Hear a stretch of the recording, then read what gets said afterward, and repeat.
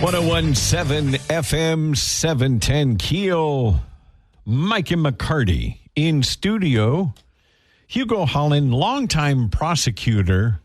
And first of all, good morning. Thanks for coming out. Good morning, Mike.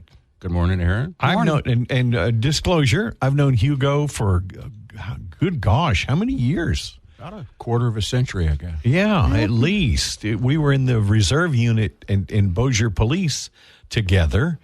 We've had our moments, Hugo and I, over the years. Yeah. That is correct. But as I recall, Mike and I had some scarier moments. We made some arrests and done some wrestling with people that I'd rather not think about. And you're still doing it. I am still doing that. I still am a reserve police officer. You've been a prosecutor up until now, correct? Still doing it for 38 years. Now running for judge. I am running for judge. I felt like I had to do it. Explain. Interesting, yeah. Explain the office you're running for and why you decided to jump in. I'm running for Caddo Parish District Judge, and I was perfectly content with a part-time job working for Skylar Marvin running the Webster Parish DA's office. My biggest decision a couple of days a week is, do I have my Captain Crunch cereal before or after Gilligan's Island reruns? But I sat here and I looked at the way things were going in Caddo Parish, and I didn't like it. And I decided I was going to step up and see if perhaps I could do something about that. And the job that looked like I would be a good fit was district court judge. Which is Catherine Dorr's judge. Catherine Dorr's done an excellent job. She's retiring in January. And as soon as she announced she wasn't running, I announced I was running for that seat. So what did you not like? What are you seeing that you would like to change? Well, first, there are some excellent judges in Caddo Parish. However, I have prosecuted in over 18 jurisdictions around the state, from the Gulf of Mexico all the way up to the Arkansas line, in many, many courtrooms. And I've seen how good judges do it, and I've seen how not so good judges do it. And I know that I can do it like good judges should do it. I've seen some sentences that I thought were a little soft. That's not just Caddo, that's everywhere, but I've seen some sentences I thought were soft.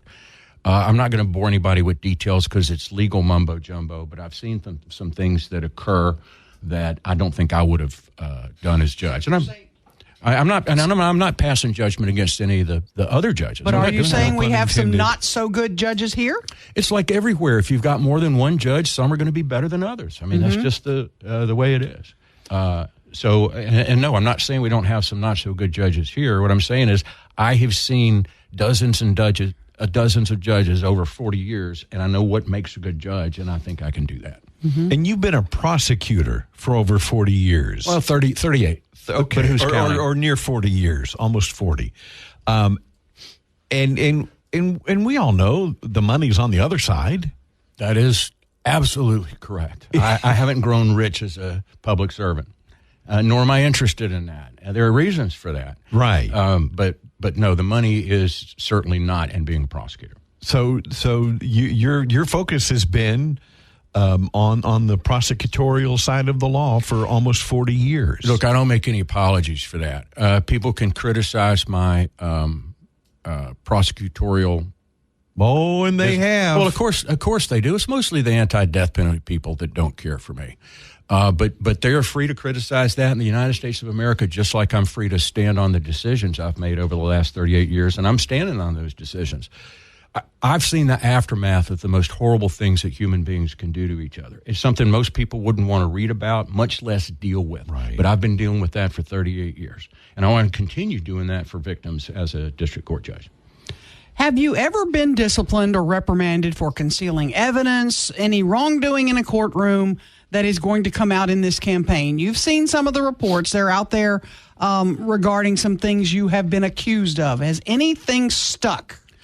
The answer to that is no. I've never been reprimanded or disciplined for anything by the Bar Association, despite multiple complaints. Or the state Supreme Court? Nobody. Okay. No, there's no discipline. And look, if any of the complaints against me were true, I'd have been disciplined over that. Those complaints have all been unfounded. Now, those people that don't like me because I'm a believer in the death penalty, they're still going to make them. Mm-hmm. The cases where I put people on death row, they're still percolating through the system. Those things are going to be coming back to haunt me as long as those people are on death row still alive. It doesn't matter whether I'm a judge or a prosecutor. Those allegations are going to be made, just like they're made against every other prosecutor that's put somebody in death row. When you say you're not getting rich as a public servant, I'm going to tell you something that comes up when I'm in legal circles and your name comes up. They say, he's getting rich because he's traveling all around the state prosecuting death penalty cases and getting paid big bucks to go do it. Is that true? Well, I certainly was paid for the skill set that I have. I'm not ashamed of that. I just have a skill set that a bunch of prosecutors wanted. Now, I will say this, and I'm not ashamed of this either. At the height of when I was traveling, and that was getting up at the times that you two get up, 3:30 in the morning, and being in court in St. John the Baptist, for example, and then coming home at the end of the day and getting up and do it again. When I was doing a lot of that full time, I was making more than the governor was. Mm-hmm. But you know what? I declared all of it on my income taxes. Sure. I get that. But you're not doing that travel prosecuting anymore. No. I'm doing some consulting work right now for the Rapides Sheriff, and I'm running the Webster DA's office for the Bossier Webster DA. Neither one of those are full-time jobs, which means, like I said, a couple of days a week, I have time to go have lunch with my kids at school, pick them up from school, make sure that one of them gets to piano practice. I mean, I have time for that. I'm getting ready to give all of that up if I get this job. Mm-hmm. I want to ask you about what kind of different judge you will be when we get back. Is that cool? Sure. Mm-hmm. Hugo Holland in studio, Mike and McCarty, 1017 FM, 710keel.com. Breaking news and trending talk with Mike and McCarty on 1017 FM and 710 Keel.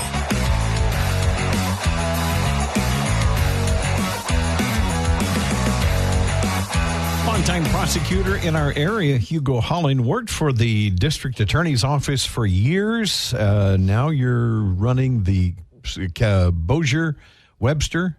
Running the Webster office for the Bossier Webster DA, Skylar Marvin. Mm-hmm. And did it for Caddo District Court judge. What kind of judge, what changes would a Judge Hugo Holland be? Well, I'm not sure about changes. I know how many of the judges in Caddo run their docket, and I think that some of them are doing it as efficiently as possible. So I have some ideas about how I think a docket should be run, and I'm not going to bore anybody with details. The details I would give you wouldn't mean a whole lot unless you're a lawyer, but if a docket is managed appropriately, if judges set bonds appropriately, things can move quickly and efficiently. And I know how to do that because I've been in courtrooms for almost 40 years. There's a lot of discussion in this town, Hugo, Mr. Holland, I've known you a minute. Hugo's fine. About the revolving door. You know, 70% of the murders in our community are committed by, as Alan Seaball would say, people that should have never been let out of jail. And some blame the judges for that. Some blame the DA for that. Whose real fault is that? Well, I'm not going to put any fault. What I can tell you about the process is this. The judges generally don't know anything about a case that's in front of them, particularly a criminal case. Let's take a criminal case. When the assistant district attorney stands up and says, Judge, we've reached an agreement. The defendant's going to plead to possession of Schedule 2 and receive 2 years hard labor, suspended 2 years supervised probation, $1,500 fine, and court costs. Unless there's a reason for the judge not to trust the DA, what does the judge say? All right, let's plea him and get moving. Move along. Right. We don't know that he shot his girlfriend 20 years ago and is okay. So judges are not proactive like DAs are. Judges are reactive. Judges can't really proactively do a whole lot of anything. That's the lane of the district attorney, and that's not a lane that as a judge I need to have any part of because that's just out of my lane as a judge. Right. So the DA has to depend on the district attorney to But couldn't the judge look at that person's name and say, pull me up his history before I agree to this? Let me see his history. They very well could. But I would ask you this. With the volume of cases, judges generally don't have time to do that. The judge has to trust that the district attorney is going to give them the appropriate information to come up with the appropriate sentence. How many hours a week do our judges work? I don't know. There are some that are personal friends of mine that are on the criminal bench, and they're in court all day, every day, because they've got that kind of volume. Any truth to the myth they leave at Fridays at noon? I can't answer that either. I will say on the civil bench and on the domestic bench, because the volume is not quite as much as it is on the criminal bench, if a judge handles his docket appropriately, he doesn't have to be in court all day. If he's in his office with the lawyers sitting there trying to resolve cases, then that's just as much working as if he was on the bench. Does Hugo Holland leave Fridays at noon? Not if I got work to do. I don't. Okay. Now, believe me, but you could go read but you could go read the cases that are coming up next week and see if these guys got a history. Stay in the office on Friday till 5 and read the cases that are coming up next week. Well, judges don't have access to that. That's one of those things. That's interesting. I did not know this. Well, we need to fix that. Well, that's what I'm wondering. Yeah, the only reason they would have access to that is if it was their job to come up with a sentence that was not an agreed sentence. Agreed sentence, the judge has to trust that the DA gives them the appropriate information. If it's not an agreed sentence and the judge orders a pre-sentence investigation, of course, the judge will have access to all of that. But the number of cases that are dealt with where there's not an agreed sentence and somebody either goes to trial or pleads guilty with what's called a PSI, pre-sentence investigation, that's a very, very small percentage of cases. Okay, you've been a prosecutor for almost 40 years. You're sitting on the bench. You get this Yahoo in here, you know for a fact has been in court 14 times before. And the defense attorney says, we've reached an agreement. He's going to plead to a parking ticket. And what would Hugo Holland do at that point? Do you just go, okay? The initial reaction is, you two need to come to my office and we need to talk about this, meaning the assistant DA and the defense lawyer. I'll give you the however part, okay? And this is where the judges have to trust the prosecutor. What if the case they have against that guy is extremely weak? And if they don't plead it to what's been offered, we go to trial and they get nothing. Now, is that something the DA needs to talk about in front of the criminal defense lawyer? Right. I mean, there might be a reason why the DA is making that offer. And Good as point. a judge, you have to be very careful on demanding an explanation. So that's a tightrope that has to be walked. There's been a lot of talk about numbers, about how many criminal trials we've done in Caddo Parish. I think the last 3 years we have hit the 60 criminal trial mark. Prior to that, it was down in the 30s and 40s. But I still, when I see the 60 criminal trials in a year, we have 5 criminal judges, 52 weeks in a year. That's about 1 criminal trial a week. It sounds low to me. Can we do more? Should we be doing better? Well, just 60 doesn't mean you're doing a great job, and just because you do 30 doesn't mean you're not doing a good job. Okay. So I can't speak directly to the number of trials. There are, and I'm not suggesting this, but having been in the system for almost 40 years, if I want to make it look like I'm doing a lot, I can inflate trial numbers if I want to. Again, I'm not suggesting that's happening. I'm just telling you that the numbers don't tell the entire story. Okay. What's the rest of the story? Well, I'll give you an example. If I want numbers inflated as a judge or a DA or for whatever reason, if I want numbers inflated, I'm going to tell that defendant, look, we get credit for a jury trial if we start picking a jury and one juror is sworn. That's a jury trial if you have one juror sworn. Let me at least get that one juror, and then you can plead guilty because I need the stat. Now, again, I'm not suggesting that happens, but what I'm telling you is if I want to inflate the numbers for whatever reason, it's very easy for me to do so because I know the system. So, and again, I'm not suggesting that's going on. What I'm telling you is that just because you do a lot of numbers doesn't mean you're doing a great job. Just because you do low numbers doesn't mean you're not doing a good job. But if you're elected judge, could you do 1 criminal trial a week? No, there's no way to do one criminal trial a week because there's so much that goes on outside of a trial that has to be done. Okay. Traditionally in Caddo Parish, the criminal court judges will have 1 jury term per month. The other 3 weeks are spent with all the other things that have to be done to get to the point of the trial. Arraignments, arguments and hearings, motions to suppress, preliminary examinations, motion to quash, all the other things that they have to deal with. So they have a 1 week a month usually set aside for criminal jury trials. Now, we have judges on the criminal bench here in Caddo who are not satisfied with one jury trial for their week. Sometimes they're not satisfied with two.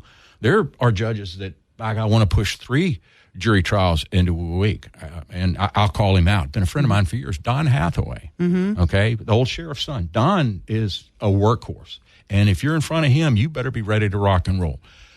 I would like to think that if I became a judge, I'm going to be pushing folks to get some of these cases tried, because a lot of criminal defendants are not going to take their medicine until they see a jury right in front of them. Gotcha. Hugo Holland, thank you for coming out. Thank you, too, for having me. You bet. Appreciate it. Talk to you soon. Mike and McCarty, 101.7 FM, 710 KEEL.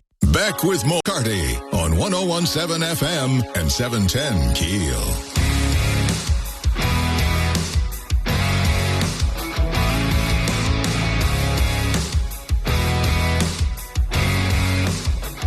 Jordan Thomas with Red River United spoke to us about the possible changes in MFP funding. Hear what she's got to say coming up right after the break. Mike and McCarty, 101.7 FM, 710 KEEL, and on the free KEEL app.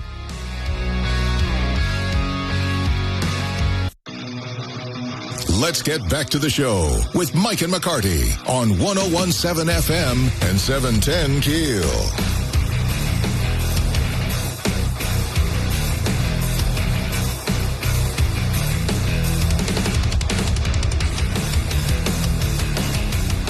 Well, if you look on KeelNews.com, story on the Louisiana Task Force begins review of public school funding. And if you break down that Louisiana Education Task Force, 15 members, 6 from Baton Rouge, 1 from Harrisonburg, with a population of 223 people. How many from Shreveport Bossier? Let me look. None. 3rd largest city in the state. They're changing how we fund our schools. And we have no say in it. We have no seat at the table. I'm upset. Well, you've got me upset about it as well. Jordan Thomas with Red River United is on the Jack Spring Electric Newsmaker hotline. I would imagine, Jordan, you're a little upset as well. Well, I think that, no one knows the concerns, the needs, the issues that we have more than we do. And so it is a little disheartening to see that list and not see anybody from our region, as Aaron said, having a seat at the table. We know when we're not there to make decisions, they make them for us and not with us. So, that is concerning for sure. Now, when they reevaluate the MFP, they're not going to be able to say, oh, give more to Ouachita Parish than you do in Caddo. They're going to say, here's the MFP formula. Everybody follows it. I get that. And that's what people are going to say. But I'm still just concerned to see the list of members of this panel, and nobody from Alexandria, nobody from Monroe, nobody from Shreveport Bossier. It's almost as if they thumb their nose at us. But you will be able to have input, as I'm told. Is that correct? We've been told that. And I will say, when you're looking at that list, there's a name on there, Larry Carter from Baton Rouge. Larry Carter is the president of the Louisiana Federation of Teachers and Support Personnel. So with Red River United, that is our state affiliate and our state president. So, we know we're going to, regardless, we have input because, that's the type of, union that we're in. And we know what, Larry speaks on the behalf of our members. And he did speak up yesterday. He did speak up during the meeting yesterday, FYI.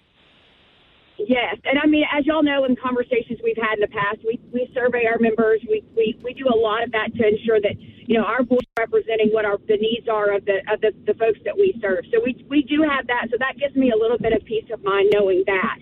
But, many years ago when we had ESSA came, the Every Student Succeeds Act, I was fortunate enough to serve on that committee as a Northwest Louisiana representative. And so it is disheartening to see that we're left out. Jordan Thomas with Red River United. This 15-member committee, how is this appointed? Do you know how these people get on the committee?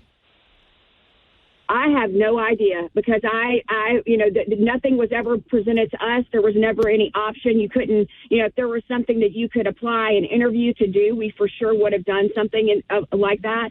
But I never saw anything, determining that. So it is interesting when you look at the group of folks, you kind of wonder, well, who are you and how did you get this right, And it may be maybe the governor appointed, it may be Bessie appointed, maybe legislatively appointed. I'm not sure. I have reached out to a couple of our lawmakers. I do want to find out, did somebody decline? And maybe say, hey, I can't commit the time to that. That may be the case, which I don't know yet. Have you heard of any local lawmakers who were offered a spot at the table? I have not heard of any single person that was offered a spot. And as I said, even whenever I served on that committee for the governor many years ago, I mean, yes, I was having to drive to Baton Rouge frequently, but that was worth it for us. So, to me, for you to say, well, maybe it was the proximity, they want someone closer. Well, at least give us that option, to say, to decline, right, if we didn't want to make that drive down to Baton Rouge. The bigger question, Jordan Thomas with Red River United, is how concerned are you about the changes they may make to the MFP? Well, it is concerning because you think about, just what just happened with this stipend that we had where, we have local school districts, really struggling to be able to pay out that money that was required with the executive order. It is concerning. I feel confident knowing that Larry Carter, who's our president, is on that committee. But it is concerning when you think about the needs and what MFP does for our local schools. I mean, that's a per pupil, that funds so many things that our schools rely on. So I'm just really hoping that they understand that, when we think about the cost of educating students, I mean, unfortunately, just like with everything else, it's you have inflation. I mean, it's just part of it. It's going to be more expensive. I hope they recognize that, we don't want to see the funding being stripped away, with, vouchers and the Gator scholarships and things like that. That's really concerning. We're talking with Jordan Thomas, Red River United. We know Caddo Parish has made some initiatives on their own as far as teacher pay. Are you happy with where we are, or at least where we're going? I think it's important for the recognition that the school district had to see that, we needed that raise. I mean, we'd not had a local raise since 2017. The frustration that we had even with it, we're grateful, that to recognize that 6% is substantial. But, we really wanted it to be a tiered raise. We have employees that are literally living in poverty, and so their 6% raise on a $20,000 annual salary for a full-time job was about $1,200. And you divide that by 24 paychecks, and that's not a significant boost for those folks. So, whereas, we're happy that we got the raise, we would have liked to have seen it kind of implemented a little bit differently to help those folks on the bottom the most. I asked Dr. Cade Brumley, the other day if he had a seat at this MFP task force table, and he said no. And he said the reason is because Bessie's going to have to implement whatever changes, and he would be a part of that. So he said he was going to kind of be, behind the scenes, overlooking what they were doing and watching. But should our superintendent of education have a bigger role in how we fund our schools? I would think so, because, even dealing with Bessie, which is our Board of Education in the state, a lot of times they will create policies and rules and things like that, and then they don't enforce those, so it's kind of, you would think that the state superintendent should have a seat at that table. I mean, he's representing everyone, so I'm not really sure why they would do that. I guess there probably are some rules or some behind the scene things that that I'm not aware of, but, my gosh, I don't know who would have more information or a better perspective than our state superintendent. Mm-hmm. Interesting. Jordan Thomas, Red River United, thank you so much for talking with us. Thank y'all so much. Y'all have a great one. You bet. You too. Mike and McCarty, 101.7 FM, 710keel.com. Now more breaking news and trending talk with Mike and McCarty on 101.7 FM and 710 KEEL.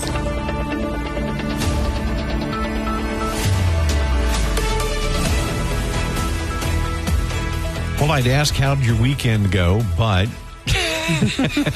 we were all at the same place. We saw each other all weekend. Yes, that was so cool. GeeksCon is just it's an amalgamation of everybody in our community that just loves to come together and just have a fun weekend. And I've said before, you don't have to be a big comic book fan or a huge horror fan to get something out of it. Like the lady that I was with on Saturday was Pam in True Blood. Right. Oh, cool. Okay. Huge. I mean, people all God. weekend. Huge. Mm-hmm. I've never seen True Blood. Really? I'm not a vampire person. I'm not a vampire person unless it's Bela Lugosi. Get out of here. Yeah. But I was a fan of hers because she was in Justified. Okay. She was in an episode of Justified that I loved. And so it was honestly kind of cool for me to meet her. I want you. Who'd you sit with? I sat with Joanna Cassidy from Don't Tell Mom the Babysitter's Dead, Oh, wow. Who Framed Roger Rabbit, Blade Runner. She's a legend. She really is a legend. She really is. She told me and the bass player from my band, he came up to chat with me for a minute when we were just talking music, and she said, "Oh, well, I used to date Bill Graham." If you don't know who that is, he's a huge producer and concert booker from like the Grateful Dead, Jimi Hendrix, The Doors, literally everybody. Wow. Unbelievable. And the guy that I was with on Sunday, again, I'm not a horror fan. He was Freddy and Jason. Oh, wow. And one of the others in the later films, not the original. No, not the obviously. Oh, my gosh. And I was like, okay, that's cool. But he is still to this day the Sasquatch in the Jack Link's commercials. Really?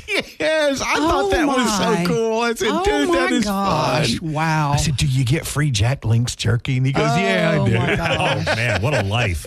I know. I just love interacting. I was at the front and kissing babies and answering questions.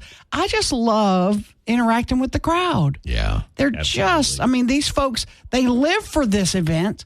They can't wait for it every year, and they're sad when it goes. Right. And so I'm hoping. I think we're coming back with the year 12 next year, but it's kind of sad that GeekCon for 26 is done. It was a huge crowd. Oh, they ran out of wristbands yesterday. It was a huge crowd. They had to come over and go, we need new wristbands. And so we dug up whatever wristbands we had. Yeah. Here you go. And so they had to use a different wristband for the rest of the Sunday crowd because it was so busy. So that's a good sign. Absolutely. And it's a successful event. That's what we care about, making a success. Kudos to the convention center. The AC was working. Yeah. It was great. We had an escalator stop once or twice, but that really is when people hold on to the escalator and pull on it. It's told to stop. I mean, so it stops for a reason. It's not that it's a huge safety reason. So yeah, it's some safety reasons. So they just have to get up there and reset it and use the key to reset it. So, for the most part, everything went well. Yeah, no big, I think so. No big issues. I think so. It was fun. Everybody that I got to work with was super nice. Yes. Absolutely. Mm-hmm. Yeah. The lady from True Blood and she was so nice. The guy, the Jack Link's Sasquatch, super nice guy. I really enjoyed talking with him. I got to apologize to the security folks with the arena because every now and then they would be standing by the door and I would go, security! And they would look like I yell at you, Ruben, for no reason. Yeah. And they would look over. And I'm like, Aaron, just wanted to say hi. No, that's not. No, that's not funny. That's going to end with a boy who cried wolf situation. Yes, somebody's going to jump on you. You're going to yell security, and nobody's going to come. They ignored me by Sunday. I promise. Exactly. you. Right. Exactly.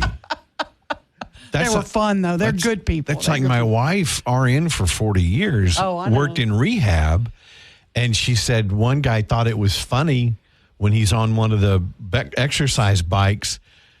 This 70-year-old man. Oh no! I already know what's coming. Yeah, he slumped over the handlebars. Oh no, that's not that bad. And my 60-something-year-old wife jumps over the counter and tries. Jeez. And he looks up and ha ha ha. Yeah. No, dude, not funny. I'm not that bad. John Paul Young coming up after the news. 101.7 FM 710 KEEL.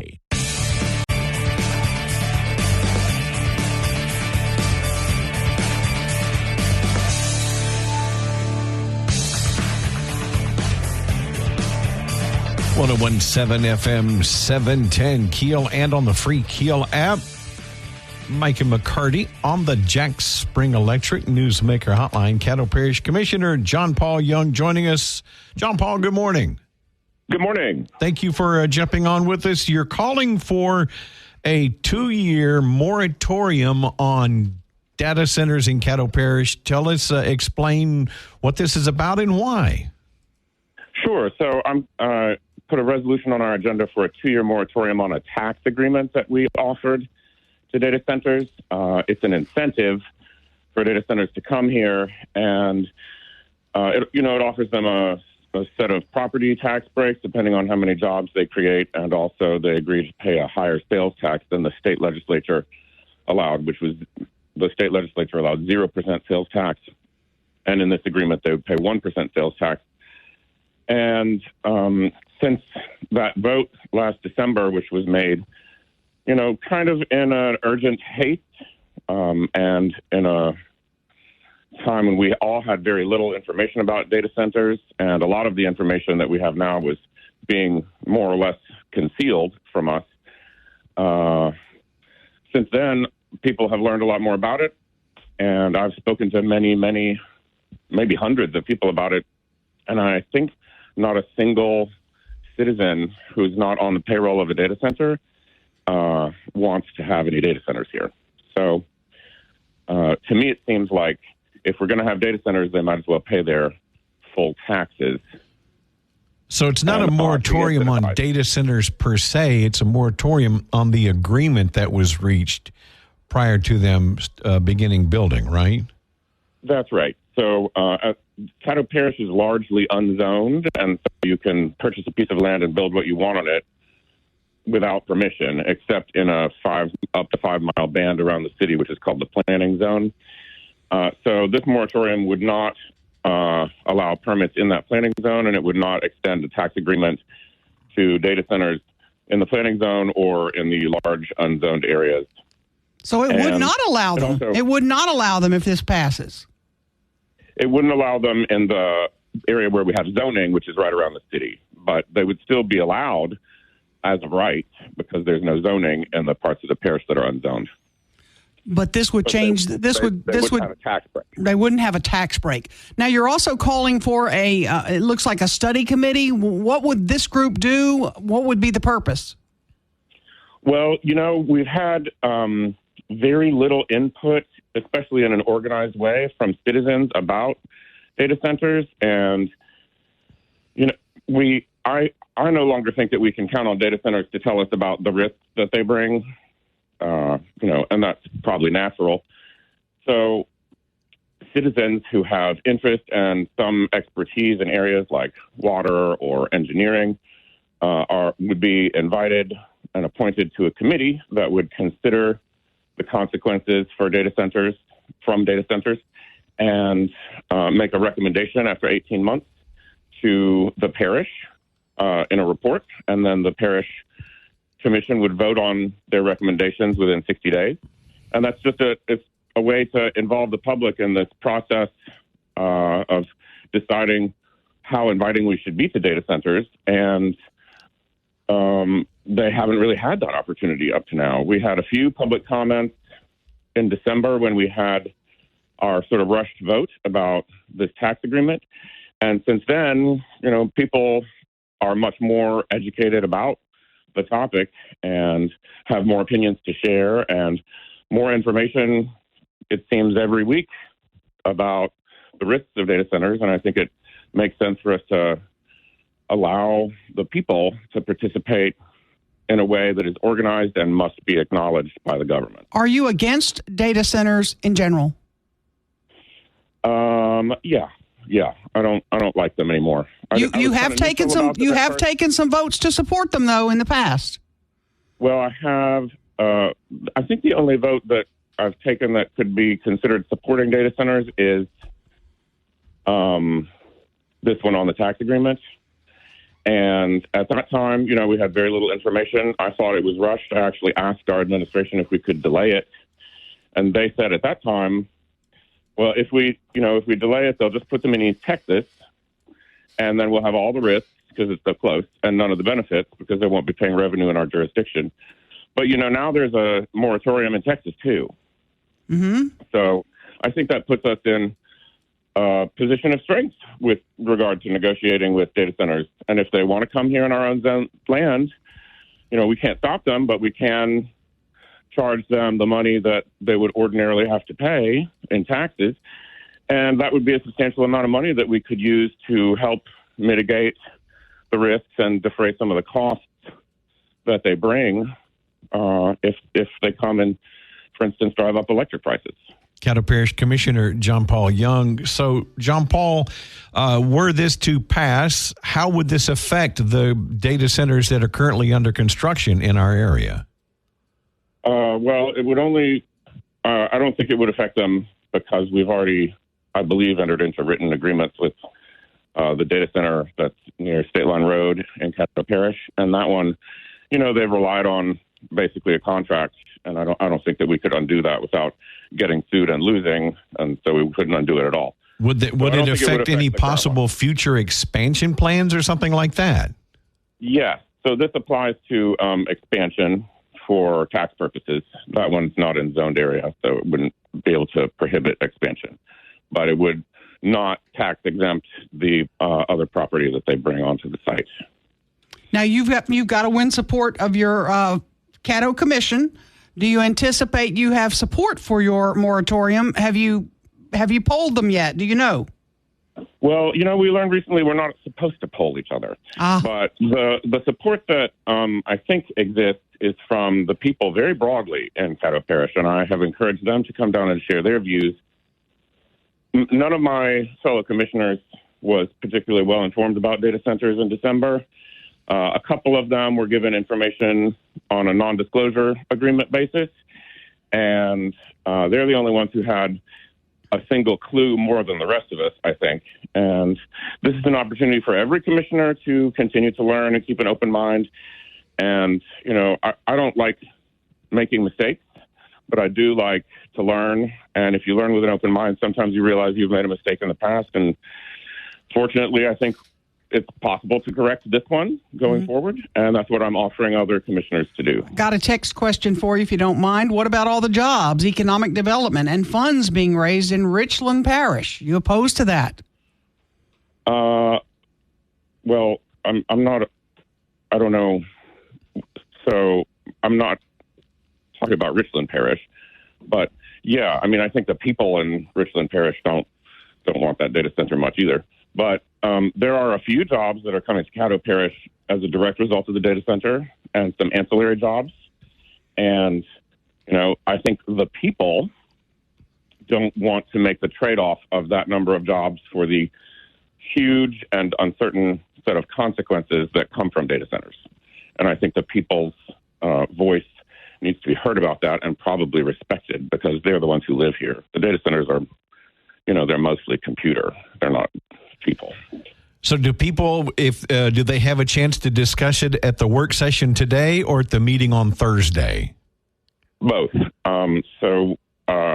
I'm hoping that everybody who has an opinion about a data center, especially people who are not, directly or indirectly in the employ of a data center, will come and share their views and influence their elected representatives to vote the way they think they should. So I hope lots of people will come.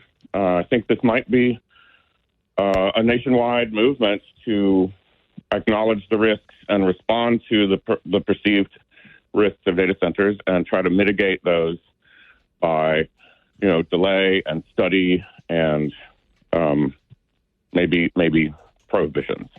Caddo Parish Commissioner John Paul Young, thanks for jumping on with us, and we'll stay on top of it. Thanks so much. Have a great day. You bet. Mike and McCarty, 101.7 FM, 710 KEEL, and on the free KEEL app. Big stories of the day with Mike and McCarty on 101.7 FM and 710 KEEL.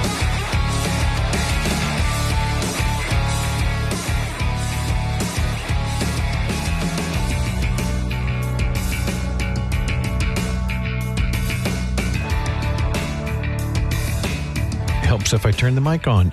I want to know what's going on with the eggs. It's breakfast time.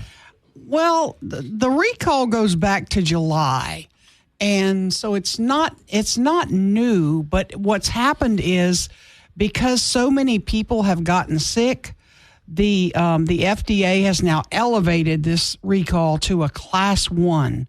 So they want to alert more people. So it's their highest level of alert they put out because they've had 98 people get sick, at least 98. 26 have had to be hospitalized. So there's salmonella. Is that what the problem? Salmonella, and it's eggs from a company called, hang on, you should have it in front of you there. I'm looking. Midwest Poultry. Okay. And they are sold in stores, Brookshire's and Kroger stores in Louisiana and Texas, Arkansas. You can see the full list at keelnews.com, but it is a concern, and you need to either take them back to the store and get a refund or throw them out. And I say that in that I have eggs in my fridge that are pretty old. I don't use eggs very often because now I'm buying them already cooked and peeled, and you know the drill. But anyway, so I buy those. But I do have some, regular eggs in the fridge when I don't get them from our buddy from his chickens who are hatching them, which is nice. But so I'll have to check mine, but I don't think it goes back that far. I think mine are older than that. We take, when we get home, we've got like a kind of a container in the fridge. Mm-hmm. So we take them out of the box. Okay, there you go. And then put them in this container. So I don't know even what kind ours are. Oh, so you wouldn't even have the carton. Yeah, that's what I'm saying. I don't have the carton. Oh. Is it a certain brand name? Does this farm sell to brands or? It's Midwest Poultry. They are sold at Kroger stores and distributed through Brookshire grocery stores. Sometimes they put their own brand on them. Okay. So that's what it says, that they may be under their store brand. I got you. But you can click on the store has their own brand. Right. The store has their own brand. Wondering. Yeah. Yes. And they put their own name on it. But I think it is brown eggs. There's some are white, but I think the problem is with the brown eggs for the most part. But okay. I don't know that. I think I might toss them if I were you, and I'm going to toss mine. But when you get them out of the container, I'm curious, do you wash them before you put them in your other container? No. Just in case there's some salmonella? No. You don't? I've never been told to wash an egg. I wonder if you should wash eggs first. Now, when we get the fresh eggs, oh yeah, I don't wash them until I'm ready to use them. Yes. I don't put them in the fridge. You don't have to. Isn't that cool? I know. If they still have, I think it's called the bloom. Yeah. If it's which kind of looks like dirty, a little dirty. Mm-hmm. Yeah, which is fine if you leave them on the counter. They're okay for a month or more. Wow, that's incredible. But then you wash them before you cook. Right. But as far as just buying a dozen or 18 egg carton out of the grocery store, no, I've never washed one of those eggs. Mm-hmm. So yeah, I was just kind of curious because I don't. I love eggs. Yes, I know. I'm a big fan. I eat them every morning now. I get the boiled and peeled. Pre-boiled. Yeah, pre-boiled, pre-peeled. It's so fast. I grab them out of the fridge, get some salt and pepper, boom, I'm out the door. Good to go. Good to go. So anyway. I was just kind of curious. Getting my protein, that's for sure. Aaron, this forecast is getting a little, it's actually getting a little concerning, I'll say. Yes. Not scary, not disturbing. It is a little concerning. We don't have any significant possibility of rain for the rest of this month. And 104 for the next 2 or 3 days. 103 for the next 2 or 3 days after that. Ooh-wee. And no rain. I did open the door last week. And I said, is it raining? Yeah, no. I heard water, No. No, it's the sprinkler I left on all night and forgot about. Wow. So half my yard is really nice right now. I know when I got in that car yesterday after it being sitting out in that parking lot, I had to roll them windows down because it was baking hot in there. Now, they say roll the back windows down. Okay. And turn your air on high, and it pushes that hot air out the back of the car. Oh, shoot. I rolled the front ones down. Well, you're stupid. Thank you. Thank you for laughing, Ruben. I had just heard that. Whether it's true or not, I don't know, but it kind of makes sense. I'll try it. Yeah. Okay. So we're going to talk with Richard Llewellyn after the news top of the hour and get the latest on when we might possibly hope for some rain. You bet. 101.7 FM, 710 KEEL, Mike and McCarty. Back with more of Mike and McCarty on 101.7 FM and 710 KEEL.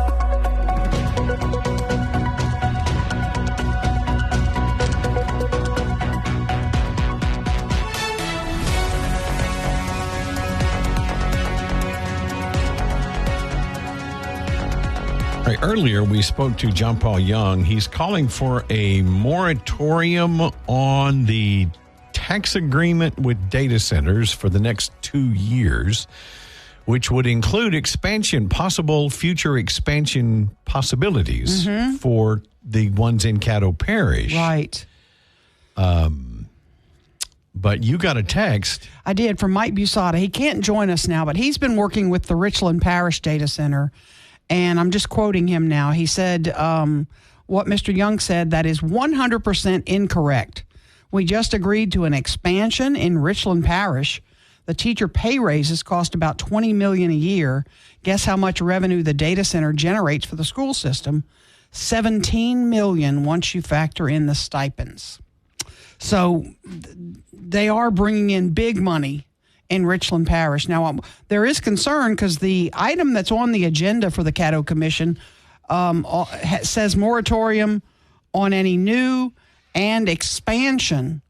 So if the one on State Line Road decided it wanted to expand, like what happened in Richland Parish, right, this would prohibit that under the current agreement. So I don't think that the commission will pass this. I may be surprised, and we'll see what happens. But the way it looks now, I think he's fighting an uphill battle to get it passed. But we shall see. You never know.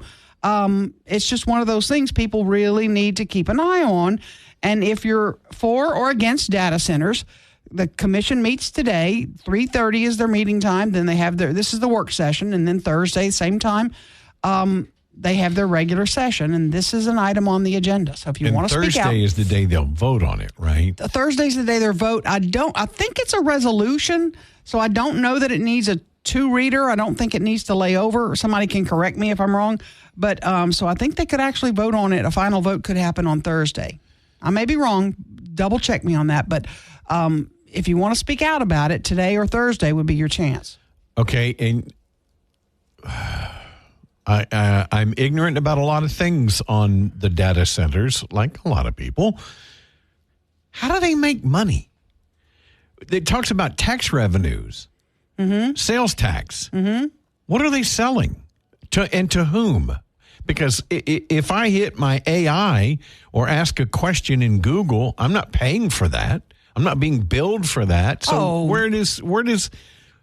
how does a data center generate revenue? Oh, they sell your information. Everything you look up, that's all data-based. Right. And every time you get an ad, guess what? They made some money off of that. The data centers are all interwoven like that. So they're connected to all the information they're sharing about you. This property that'll be built here will be gathering all that info about you, and they'll be generating it and culling it and then selling it out to everybody that buys all that. There's a lot of people that are buying all that. I'm going to turn on privacy settings. They're finding ways around that too. Oh, I know. I have every setting I can do on the phone already activated for what good it does. Exactly. All right. We're going to talk to Richard Llewellyn after the news, top of the hour, about this just dangerous heat and unrelenting drought we've got going on. Mike and McCarty, 101.7 FM, 710keel.com. Let's get back to the show with Mike and McCarty on 101.7 FM and 710 KEEL. I don't... How do you not like Fig Newtons? What in the world is offensive about a Fig Newton? They're disgusting. No, they're not. They're awesome. No, they're the texture of them is gooey, and I love figs. Nice and chewy. Ruben's mama brought me some figs, and they were delicious. I love figs off the tree. Fig Newtons are disgusting. Now, see, that's gross. Eating a fig. Just off. That's gross. What is wrong with you? The texture, it's all gooey. No. Put it in a Newton, baby. I have 3 treats that need to be kicked off the island. Okay. We're voting them off the island. Let's see. Fig Newtons is number 1. Well, close to number 1. Nope.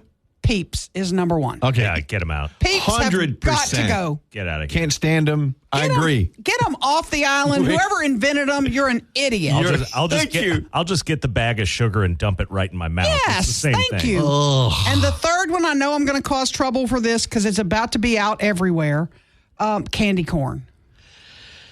I voted off the. I'll eat them, but I'm not a huge. It's like wax. Now my sister loves candy corn. Really? Loves candy corn. The only time I ever liked candy corn, a guy I worked with one time, his mom sent us these bags. She bagged up candy corn and dry roasted peanuts. And you mix it together. Okay, I've heard about this. It's like a payday bar. Oh, it's I love awesome. Payday. Okay. Now I'm sure there's a right mix. Yes. You got to do a lot of peanuts. Right. But you can do I can do candy corn if you mix it with enough dry roasted peanuts. What treats are y'all kicking off the island? Oh man, you're asking 2 of the wrong dudes. I know Pete. I know y'all both agree with me on Peeps. 100%, 1,000%. Is there like Peeps. a cookie you don't like? A particular cookie you don't? I don't like those double stuffed Oreos. Too much stuffing and makes Thank it you. ruins the cookie. I don't like double stuff. I don't like the yellow Oreos. Really? No.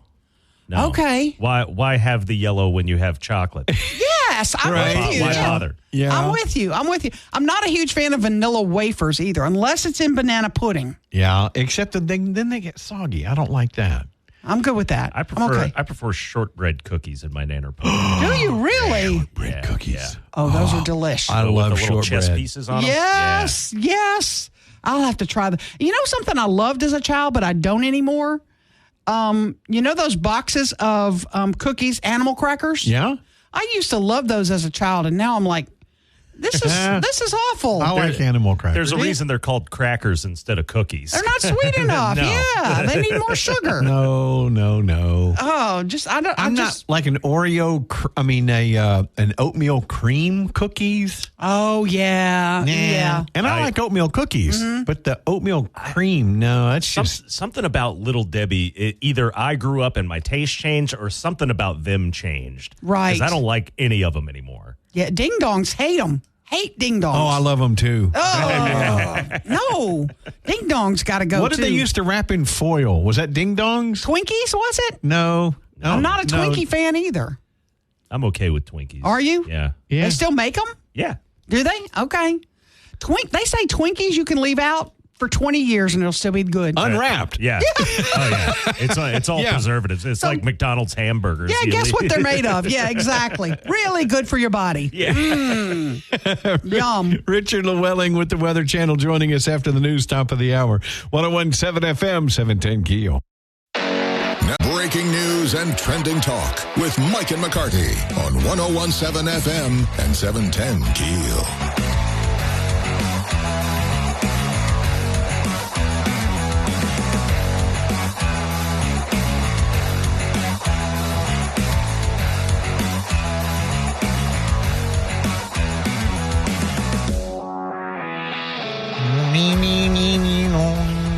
President Trump announced crime stats down drastically Yes. across the nation. There's a little bit of a problem with this. And these are FBI crime stats. FBI crime nationally. stats. And it's for the 2025. And they show the numbers are down. Violent crime down 9% from 24 to 25. Murder and manslaughter offenses down. Rape offenses down. Aggravated assault. And the whole gamut down substantially from 24 to 25. Amazing when you ship illegal criminals out of your country. Look what happens. Here's though what I have a problem with. Reporting your town's crime stats to the FBI is not mandatory. Okay. So when they're, I broke it down. Let's look at Louisiana. Let's look at New Orleans and Shreveport. And I was looking at the data. And then it says, but these communities don't report to the FBI. New Orleans being one of them. I was just going to ask. I bet New Orleans doesn't. One of the largest cities in the nation that is always high on the crime charts does not report their crime stats to the FBI. Now, Shreveport does not either. And I'm clarifying. I've asked them to tell me, are we now? Because we weren't for many years. And it had to do with it didn't interface correctly with how we collected our stats and how the FBI collected our stats. There was some sort of interface problem. But they were working on it, I was told a couple of years ago. I don't know if we've corrected it or not. But how can you believe crime stats when New York, Los Angeles, New Orleans, I can go on, don't report their crime stats? But you can get statistics information. I mean, I'm sure the FBI has ways of getting that statistical data. I would hope. Now, do they literally go to? And I would trust FBI's own analytical research more than I would New Orleans reporting their numbers. Well, how are they going to get the New Orleans numbers if not from NOPD? And do you trust the NOPD data? You know what I mean? Well, that's what I'm saying. So they're not going to be able to get different numbers than NOPD posts. But you can get that information. From where? The only group that would have it would be New Orleans police. Because there's not another group that counts how many robberies were in New Orleans this year.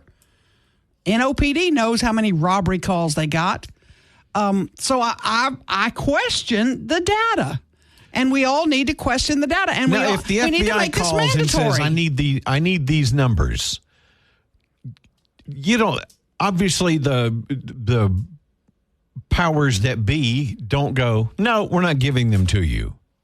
Or do they?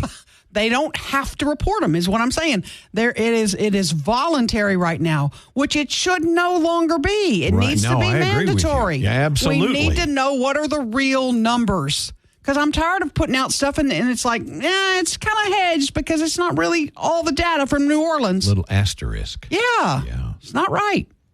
Only about 54% of our communities are reporting to the FBI. Well, let's get on that, damn it. I need to work on that. There you go. Mm-hmm. Richard Llewellyn with the Weather Channel joining us coming up after the news, top of the hour, 101.7 FM, 710keel.com. Oh.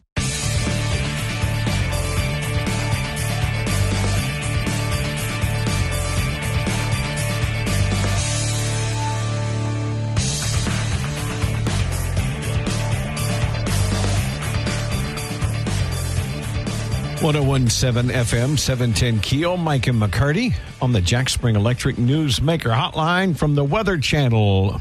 Meteorologist Richard Llewellyn. Richard, good morning. Good morning. How are y'all this morning? Well, we're doing okay, but we work inside. We're not looking at 104 degrees again as far as our work conditions, but a lot of people are. The next few days, 103. The next few days after that. When is the last measurable rain that we've had in our area?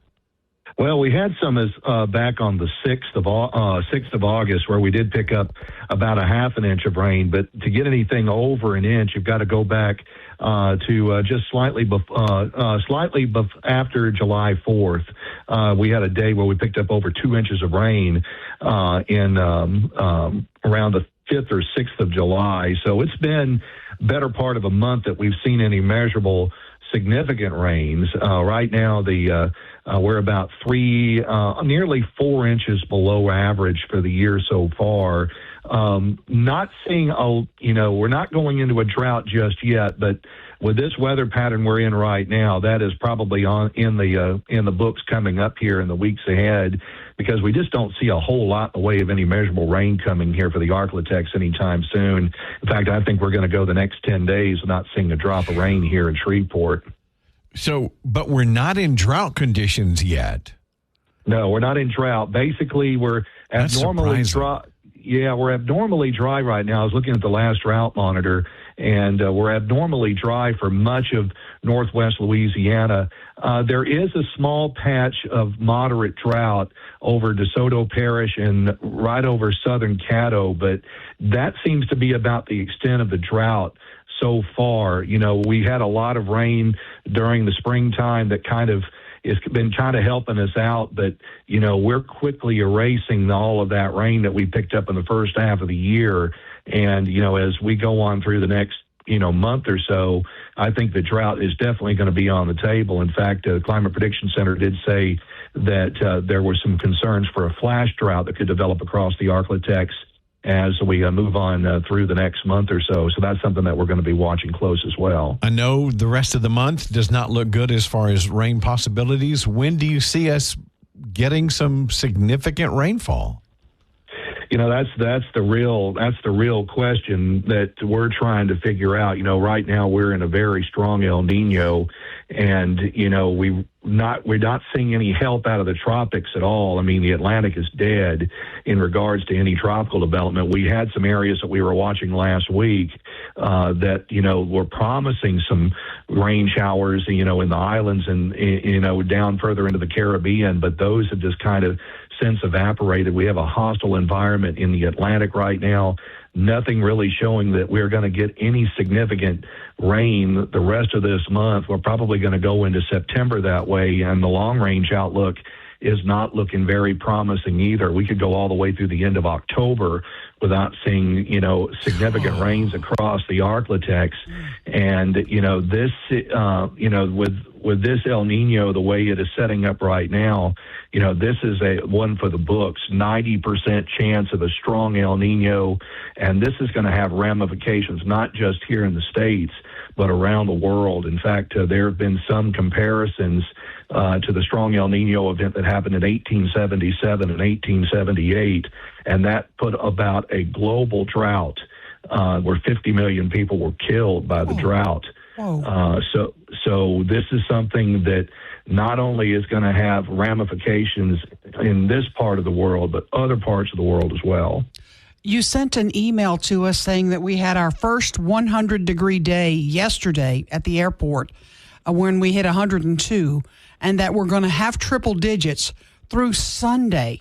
That would be 8 straight days of triple digits. Is that what we're bracing for? Yeah, that's pretty much what we're bracing for, and we probably will go longer than that.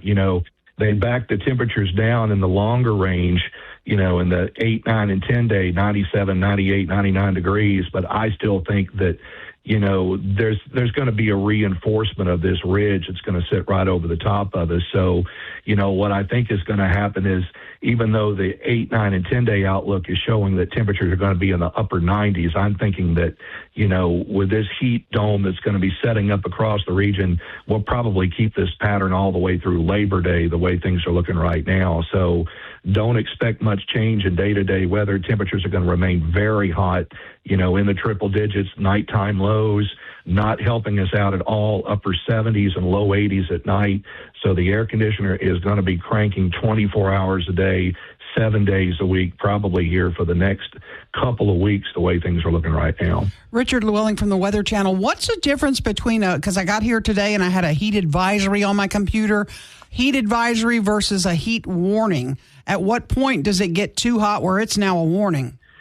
Well, when we get to an extreme heat warning, you usually have to have heat indexes greater than 110 degrees, and, right now the heat is relatively dry compared to, we're not dealing with a wide open Gulf of Mexico, just tons of humidity that's working into the Arklatex.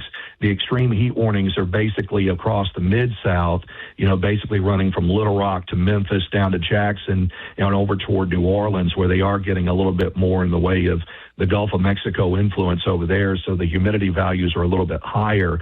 They're going to be looking at heat index values 110 to 115 in those areas, where we're looking at heat index values between 105 and 108. So it's not quite there. You usually have to get heat index values of above 110 to get to the extreme heat warning criteria. We're just not quite there yet, but areas to our east and south are.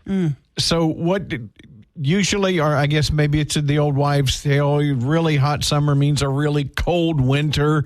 What do you see as our fall and winter looking like? No, I don't think that's going to be the case. With a strong El Nino event that's going to be taking shape, I think what we're going to be looking at is a relatively mild winter coming up. But I also think that there's going to be chances for, significant icing. That's going to be a concern probably all the way down into the I-20 corridor as we move on, because we're going to see that battle zone set up, this winter between warm, moist air from the Gulf and colder air coming down. The real frigid temperatures are going to be, northern plains into the Great Lakes. So I think there's going to be a significant winter up there. But for us here, I think it's going to be relatively mild.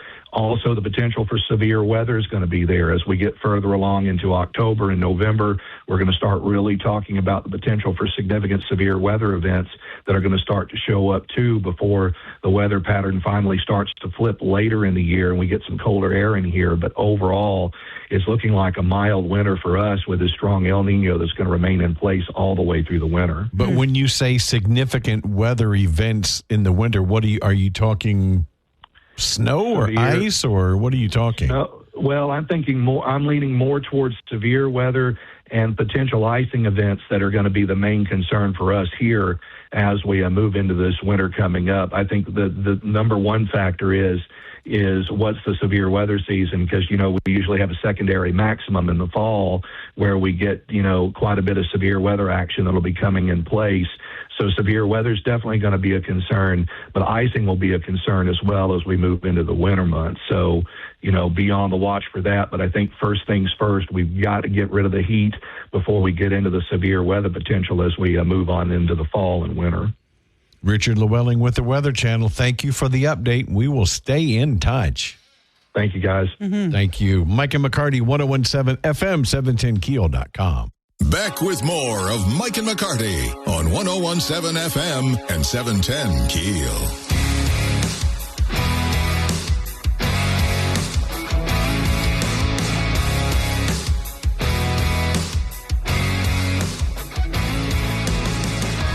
All right, last hour we were talking about FBI crime stats, and it is interesting to me that cities, especially major cities, do not report crime stats to the FBI. Mm-hmm. And I had questions about Shreveport, whether or not we were, because one report said we were not reporting, and now I just got an email from the SPD saying that we are compliant and we report our crime data through the appropriate federal reporting systems. And they sent me the link, so I'm looking at the Shreveport crime numbers now, kind of going over that. But we do have information that New Orleans is still not reporting full crime stats to the FBI. And it's one of many big cities that is not reporting because it is not mandatory, apparently. I don't know why you wouldn't make that mandatory. I was just going to say, why isn't that mandatory? I don't understand it, and I know how can the FBI compile accurate crime statistics if you're not making it mandatory that cities report those figures? Because how would they get them if not from you? You're the agency that responds to the crimes. So if I inferred that Shreveport was not reporting, they are compliant, is what I was told. And they sent me the link to the FBI Crime Data Explorer where you can drill down on. And so I'm drilling down now. That's what I'll be doing today. Now, let me look at each crime stat and see where Shreveport falls. I want to try to see what the latest New Orleans numbers are. But again, I don't know that they're reporting. I don't know that Baton Rouge is fully reporting. So to do a statewide picture of crime, we can't really do that, because if you have a couple of your big cities not reporting, it would skew everything off. So I don't like that. I hope that we get that corrected and we start working on that, because it is a little bit of an issue. So we'll see. Interesting. Mm-hmm. I don't understand. I still don't get how you cannot. Right. Exactly. I just got a text from some local folks saying that there are some numbers from New Orleans and their Metro Crime Commission where they report some of their data. I'm going to have to dig in. I'm going to have to drill down into that and say, well, why aren't you sending it to the feds? Why aren't the feds getting your data? I don't understand why you would not. Yeah. Back a few years ago, I was told there was an interface issue where you uploading it to the FBI thing, your computers were not compatible, your systems were not compatible, and they were working on that, and you should have that solved by now. We should have that fixed by now. So I don't know. We'll see. So I roll over this morning and look at the clock, and it's like 4:13. Oh, yikes. And my alarm goes off at 4. Oh, yikes. And I was like, oh, no, panic. I can't believe I just woke up. No Thank goodness. Kidding. No kidding. And I was like, I forgot to turn my alarm on. Oh. Last night when I went to bed. Oh. Because we've been at GeekCon all weekend. Yes. And look, and I will say, I didn't put in the hours that a lot of people did. Oh, 24/7 for some of our fellow my coworkers. gosh. Unbelievable. What they do. They're still there. We're seeing them rolling in the hallway now with wagons Greg just full of walked stuff. by, carrying a wheeled something or other. Wheeling stuff back and forth to get it back from the convention center here. So they did a great job. Our team that puts it on, they did an incredible job. And just to see the crowd so happy like we did. Sorry? Most people were just so excited to be there. Sunday afternoon, sad to see it go. I think we had record crowds. I really do. I think we may need to. Can we drag him in here? You think he's up for that? I just saw him go by. We need to drag him in here. Yeah. Drag him in here for a few minutes and see how it went. See if he's recovered. Do we have any tequila for him? He might need that. He might. And what I was saying before, and I've said it before, that you don't have to be a comic nerd. Nope. To enjoy, because like the lady that I was with on Saturday, she was most known, and 99% of the people came up because, I love Pam in True Blood. Pam was so awesome, and she's some vampire in True Blood. Right. Well, I've never seen True Blood. Wow. But I got a thrill out of meeting her because she was in Justified. And she played, and it was just one episode of Justified, but it was in the earlier, and I loved it. And so it was like, well, this is so cool. Mm-hmm. And the guy that I was with yesterday what'd you say, Ruben? He's one of the few people, if not the only person, to actually play Freddy and Jason Mike Myers. And Mike Myers, yeah. Wow. What was his name? Doug Tate. Yeah. Okay. And he's a tall guy, relatively young guy, in really good shape. Yeah. Well, I'm not a horror person, so I've actually never seen those. Mm-hmm.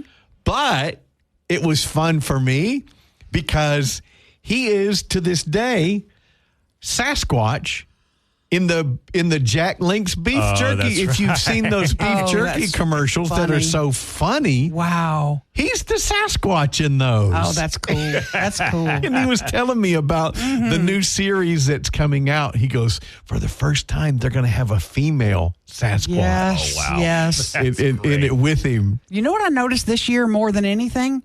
More people were dressed this year than ever before. Yeah. There were more costumes this year than I've ever seen before, and that was so cool to see. There was some guy in a giant Gundam robot costume with the lights on it and everything. And that mask was incredible he had. It was wild. It was a great weekend. We had a blast. Mike and McCarty, 101.7 FM, 710keel.com.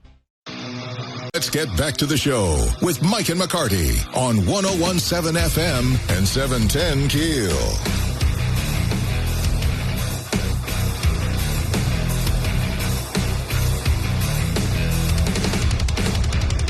I saw somebody that said, if the girl you're dating loves these crime, murder, yeah, it's kind of a red flag. Oh, man. I saw something, and this will be a real short segment because we're going to get Greg Adams. We're going to drag him in here. He might have to crawl in, but it's called the Dating App Killer. And what I'm struggling with, this is a real true story. Okay. Or based on. Based on a that. true story. Based on. This is a woman who, I think she lives in Pennsylvania, Philadelphia, maybe. I'm not sure. And she is divorced. She's a school teacher, smart woman, very intelligent. She's in her 40s, mid-40s, I guess. And she's divorced. And she's looking for a man. And her friend convinces her to get online. And she does.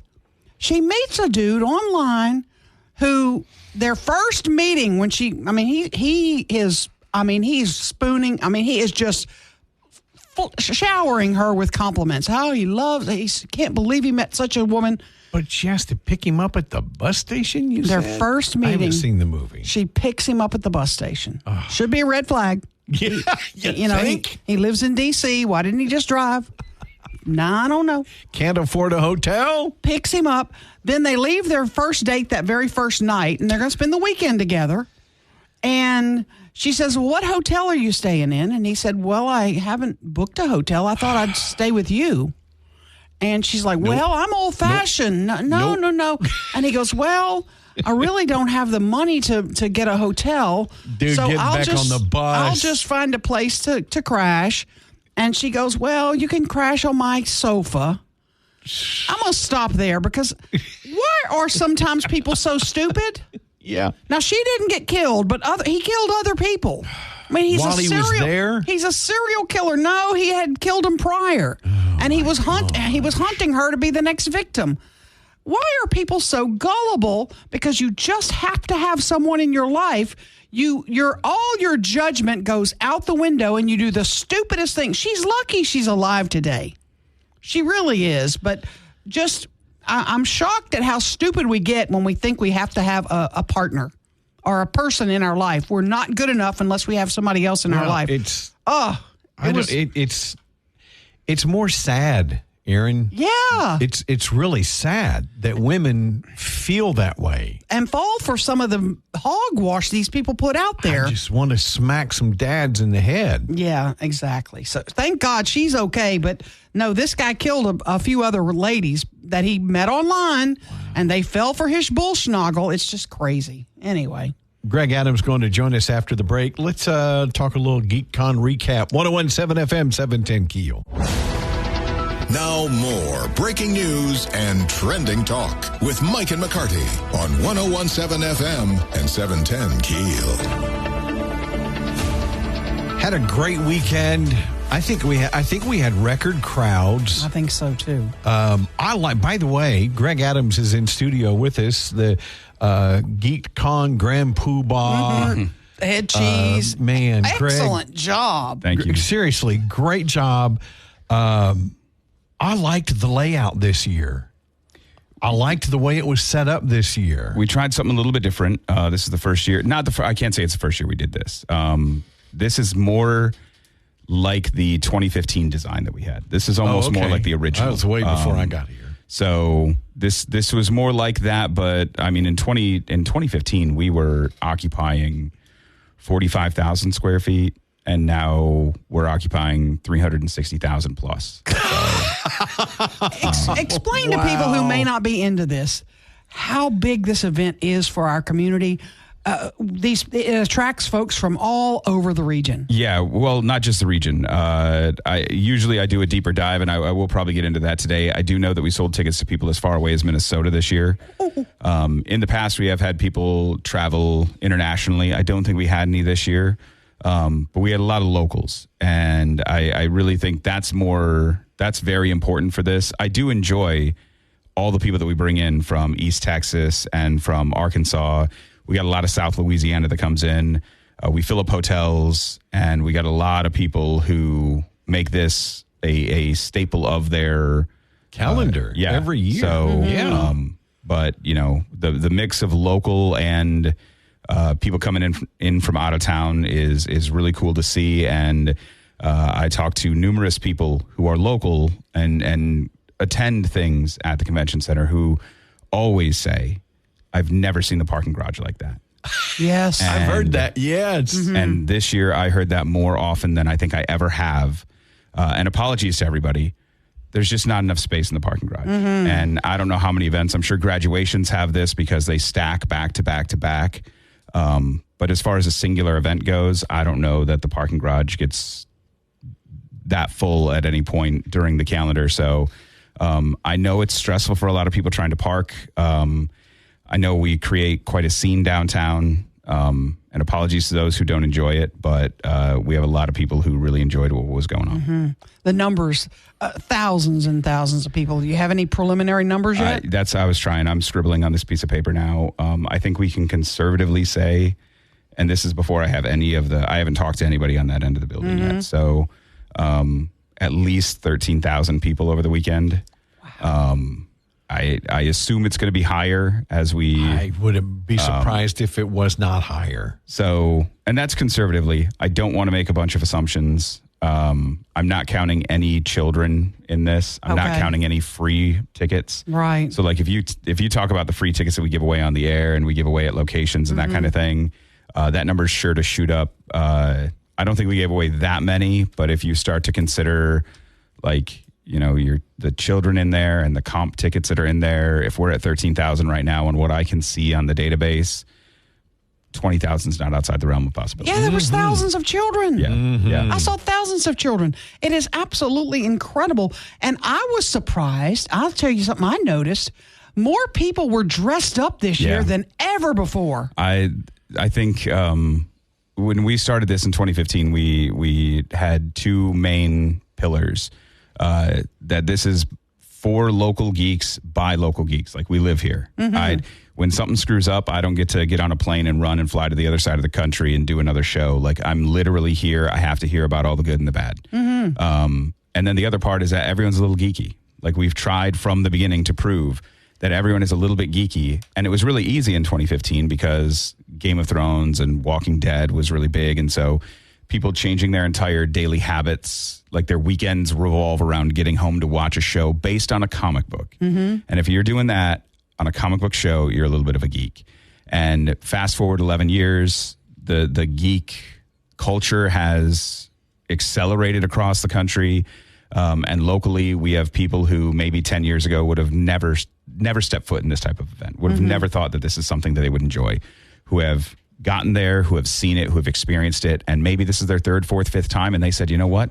I want to put on the Darth Vader cape. I'm going to do it. Yeah. And the amount of fun that you can have interacting with people, stopping and taking photos and doing poses and just having fun and letting loose. It's a safe environment. It's a fun environment. And I think we have more and more people slowly who are realizing that it's not quite, the stigma is dying.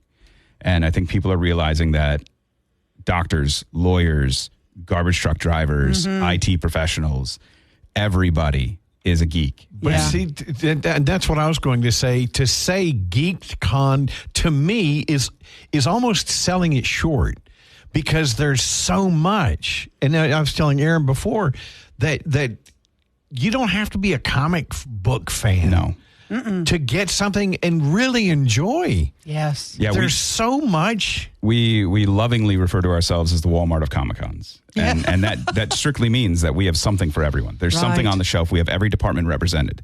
So it's more pop culture. It's very overall. pop culture. Yes, it's very, very pop culture. So like this year with Leah Thompson, like Back to the Future.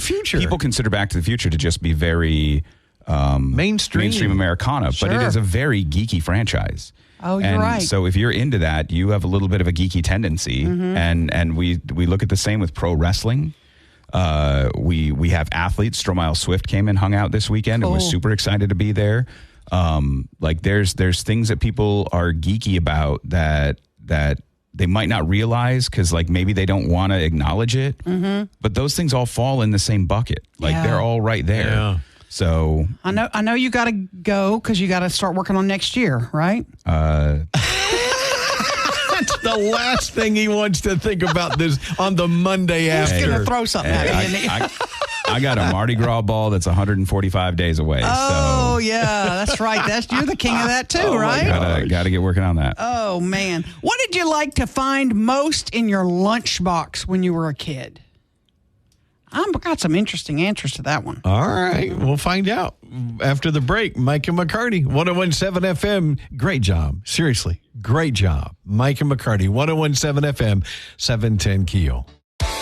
Big Stories of the Day with Mike and McCarty on 101.7 FM and 710 KEEL.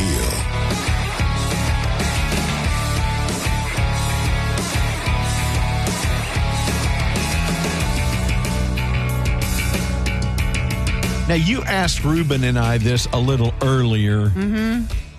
And honestly, growing up, I mean, in elementary school, my mom worked in the cafeteria. Ah, okay. Back in the day when they actually made chicken fried steak and mashed potatoes and turnip greens. The white fluffy rolls, yeah. My mom made all the rolls and the like the chicken pot pies. She did all the baking. See, I didn't bring lunch either. I ate in the cafeteria. So I always ate in going through junior high school. I always ate in the cafeteria. Always had school lunches. Ruben, you brought yours? For a couple of years, 4th and 5th grade, when I went to a private school, they didn't necessarily have like a cafeteria. Okay. So most kids brought their own lunch. And, Lunchables were always a big popular thing. The pizza Lunchables. Pizza Lunchables. Yeah, okay. yeah. And I don't know what they're called. And I think my mom used to get them at Save-A-Lot, but they were these round cookies with a hole in the middle of them, and they kind of had a swirl to them, like they were kind of a yellow sugar cookie with kind of a chocolatey swirl. Yes, I know what you're talking about. You know what I'm talking about? Yeah. I have no clue what they're called. So when you'd open your lunchbox and see those, you'd be like, "Oh, cool!" Yes, I love those. Wow, my kids liked the little cans of Pringles. Ooh, yeah. When you could get the little... And you know what they would tell me later in life? Not at the time. They were like, oh, Pringles had a lot of value. Oh, yeah. If you were trading? Yeah. If you wanted something sweet, not salty, and you were trading... You had the sour cream and onion Pringles. You were king of the cafeteria. It was gold. Those were gold. They liked those little packs, those mini packs of chocolate chip cookies. Oh, yeah. They always loved those. Pudding cups were popular. Heck yeah. You know, if you got a chocolate pudding cup. There you go. Yeah. They love. I can see that. Another one that's and weird. By the way, just an aside, those sugar-free versions of the pudding cups. Are they good? Just as good. Really? Nice. I guarantee I could put it down and go blind taste test. Tell me, I bet you would not be able to tell the difference. Wow. Another one that the kids used to tell me they loved was Teddy Grahams. The cinnamon Teddy Grahams are the best. If they would open the lunchbox and had cinnamon Teddy Grahams, they were stoked. And another one on the list, those cheap, those brownie squares. Oh, the Cosmic Brownies. Brownies. Yeah, with the different colored little chocolate candies on them. Yeah. That was a biggie. And the last one was the little Jell-O cups. If they got a little Jell-O cup, strawberry cherry Jell-O. Really? They like those too, believe it or not. I could do without Jell-O. Yeah, not a Jell-O fan? It's fine, but if it's all you got and I'm craving something sweet, I'll take it. But it's not tradable, is it? Nah, not as tradable as Pringles. Yeah, Pringles are up there. Yeah, see, to me, I used to get like 2 chocolate milks. Oh, yeah. Oh. Because they were a nickel each. Oh, wow. Back in the day. I wonder what a lunchbox lunch costs today as compared to what they charge in the cafeteria. I'm sure parents are spending way more. Lunchables, like, how much are they today? $4? $3? I have no idea. No clue. But I know Lunchables are expensive. And they're horrible for you. I mean, they're not good for you. They're awful for I'm you. sure they're loaded with preservatives and sodium. Absolutely. And one of my kids, who shall remain nameless, didn't like a certain sandwich. If I would make a certain sandwich, so he would preview his lunch, and his grandmother was bringing him to school. He would preview his lunch, and if he didn't like it, he would shove the sandwich under her car seat. Oh, she later told me she found like 8 sandwiches under her car seat. What were they? Day. I think it was bologna sandwich. How disgusting is that? I can kind of see that, but boy. Just take them to lunch and throw them away when you get to school. Or trade them. Yes. Trade them. We laugh about it now, but yeah, he put them under her car seat. So bad. Yuck. Get in the car and go, what is that smell? Oh, man. Disgusting. And we got a message on the Shreveport Security Systems message board because I asked what was They used to wrap, and maybe ding-dongs? Weren't ding-dongs wrapped in aluminum foil? Remember back in the day? Yes. It was ho-hos. Ho-hos. Well, I never got ho-hos. Oh. But I remember something being wrapped in. We got a message that said ho-hos were wrapped in aluminum. Don't like ho-hos. I think ding-dongs were too. I think Really? ho-hos and Back in the ding-dongs are the day. same thing. I think you're they right. are. I think they're the exact same thing. I think so too. I think you're exactly right. What, like a Definitely. little chocolate hockey puck with cream filling, Yeah, right? baby. Yeah. Yeah. Thank you. I could have one of those right now. No, yuck. 101.7 FM, 710 Keel.